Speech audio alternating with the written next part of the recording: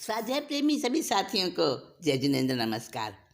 आज कबीर बनारसी दास जी आज हमें बता रहे हैं साध्य अवस्था क्या है और साधक अवस्था क्या है। जहाँ ध्रुव धर्म कर्म छय लक्षण सिद्धि समाधि साधि पद सोई शुद्धोपयोग जोग महिमंडित साधक ताहि कहे सब कोई। यों पर तच्छ परोक्ष रूप सो साधक साधि अवस्था दोई दुह को एक ज्ञान संचय करी सेवे शिव वंशक स्थिर होई। देखिए, भाषा जरूर इसकी थोड़ी आपको समझ नहीं आई होगी, पर बात बहुत पते की, बहुत गजब की बात कही है। पते की बात अब तो जानने लगे हैं आप। हाँ, तो इसमें बात क्या पते की बताई है कि एक है सिद्ध अवस्था, एक है साधक अवस्था। सिद्ध जिसको साध्य भी कहते हैं, तो नवकार मंत्र आता ही होगा आपको, बच्चे बच्चे को आता है। तो देखिए, वहाँ पहला पद क्या है? नमो अरिहंताणम, अरिहंतों को नमस्कार। और दूसरा पद है नमो सिद्धाणम, सिद्धों को नमस्कार। अब सिद्धों को नमस्कार किया है, वो सेकंड नंबर पर किया है। पहला स्थान अरिहंत को दिया है। क्यों भाई? सिद्ध का पद तो ज़्यादा बड़ा है ना अरिहंत से। सिद्ध जिन्होंने 8 कर्म नष्ट कर लिए, देह मुक्त हो गए, जन्म मरण से रहित हो गए, और अरिहंत भी जन्म मरण से रहित हैं, वो भी केवल ज्ञान प्राप्त हैं, वो भी जीवन मुक्त हैं, पर उनके 4 कर्म अभी बाकी हैं। फिर भी उनको पहला पद दिया। प्रथम नमो अरिहंताणम, दूसरे पद में नमो सिद्धाणम। ऐसा क्यों भाई? जैन धर्म तो गुणों का पुजारी है, फिर क्यों किया ऐसा? देखिए, इसी का जवाब आज की मीटिंग में ये हमारा जो कवित्त है, कवित्त छंद में इसका जवाब दे रहे हैं पंडित बनारसी दास जी। बता रहे हैं कि एक है साधक अवस्था और दूसरी है साध्य अवस्था। साधक साधना करता है, तब वो साध्य को प्राप्त करता है। यानी साधक अवस्था वो है जो अभी मार्ग में चल रहा है, मंजिल तक पहुंचने वाला है, पर अभी पहुंचा नहीं है, साधक है वो। और साध्य अवस्था है जो मंजिल पा चुका है, तो उसको फिर पहला पद क्यों नहीं दिया, पहला नंबर क्यों नहीं दिया सिद्ध को?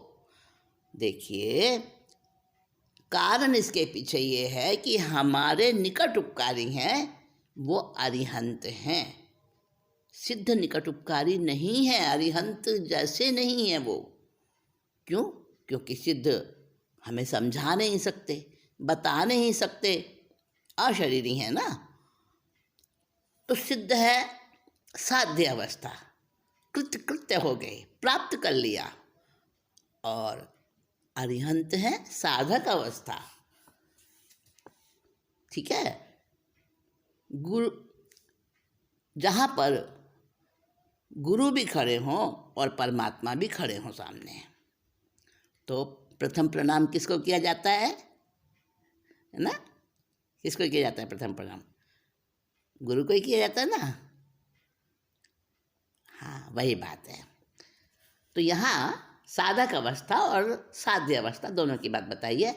जहाँ ध्रुव धर्म कर्म छय लक्षण, जब संपूर्ण कर्म समुदाय से रहित और अविनाशी स्वभाव सहित जो हैं, ऐसा सिद्ध,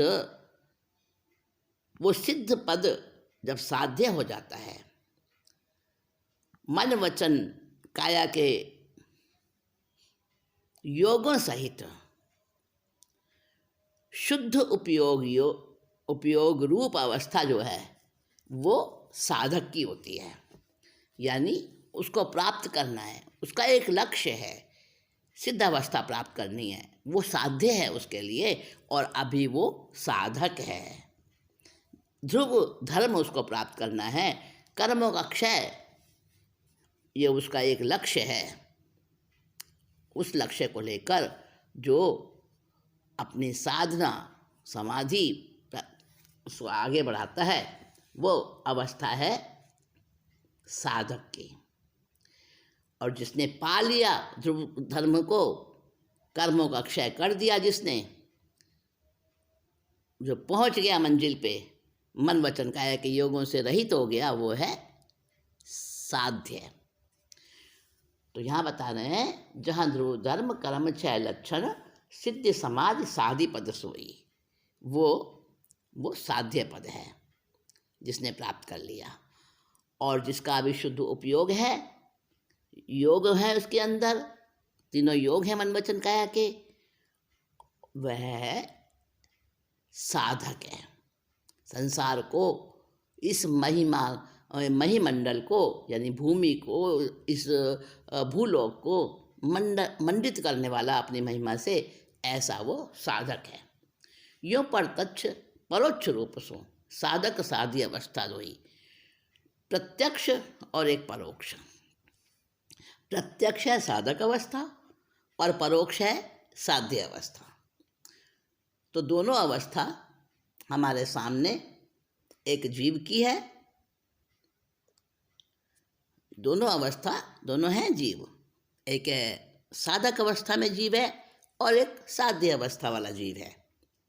तो सिद्धि भी जीव है और साधक भी जीव है। तो एक है प्रत्यक्ष। प्रत्यक्ष कौन है? साधक अवस्था वाला यानी अरिहंत परमात्मा। और परोक्ष कौन है? सिद्ध अवस्था वाले, वो साध्य जो बन गए वो। ये दोनों अवस्थाएं एक जीव की हैं। साधक साधी अवस्था दो अवस्था बता दी। दुह को एक ज्ञान संचय करी, दोनों अवस्थाओं को एक अपने ज्ञान में धारण करता है, ग्रहण करता है। से वे शिव वंचक थिर होई, और जो शिव यानी मोक्ष का, वंचक यानी कामना करने वाला, दोनों अवस्थाओं को जानकर जो अंदर में अपने आत्मा के स्वभाव में स्थिर हो जाता है, ऐसा सम्यक दृष्टि ज्ञाता ही वो शिववंचक है। मतलब वो अपने मोक्ष का इच्छुक, उसको जानने वाला सम्यक दृष्टि होता है। स्थिर यानी स्थिर चित्त जो उसमें स्थिर हो जाए। तो सिद्ध अवस्था और साधक अवस्था यानी अरिहंत और सिद्ध, दोनों की यहाँ पर भूमिका बता दी, अवस्था बता दी। अब उसके बाद में दोनों के अंदर द्रव्य है, गुण है और पर्याय हैं। साधक अवस्था में भी द्रव्य गुण पर्याय हैं और सिद्ध अवस्था में भी द्रव्य गुण पर्याय हैं।